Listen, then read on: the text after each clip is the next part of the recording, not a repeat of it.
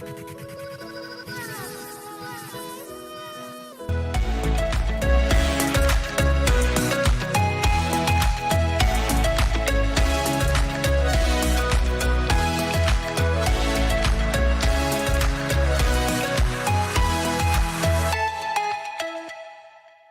know, it's promising to be a very interesting Thursday, given that Easter is starting.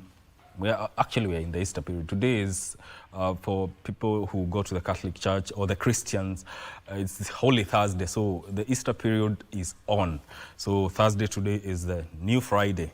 Well, and it's a long weekend. But before I get into all that, we get to have some serious conversations that revolve around empowering young ladies, especially in leadership. What are the challenges are they facing in as far as rising to these leadership positions is concerned? And also, what are the initiatives that are there, and are they adequate enough to inspire young ladies to take up leadership? It's leadership, not leadership.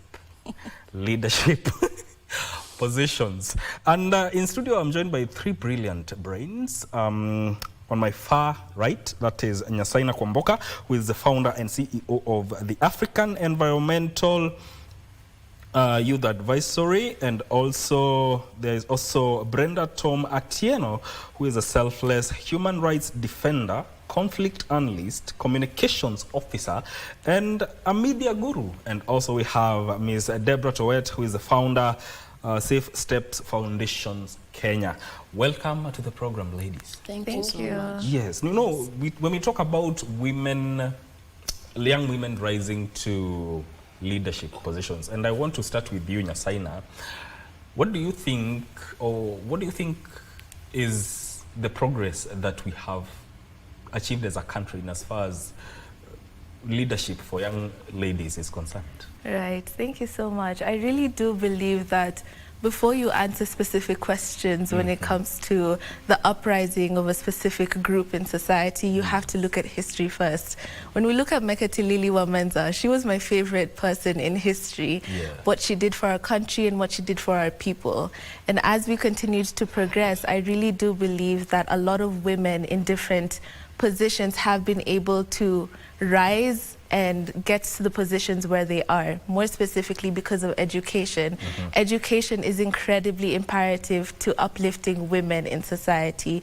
We have had multiple issues such as FGM. A lot of tribes in Kenya would practice FGM, but right now it's kind of like a minority practice that is happening.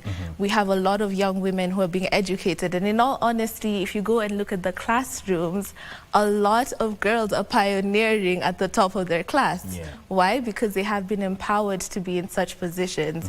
And I think it's also really important for women in different leadership positions to understand that not everyone has the same privilege to have an education.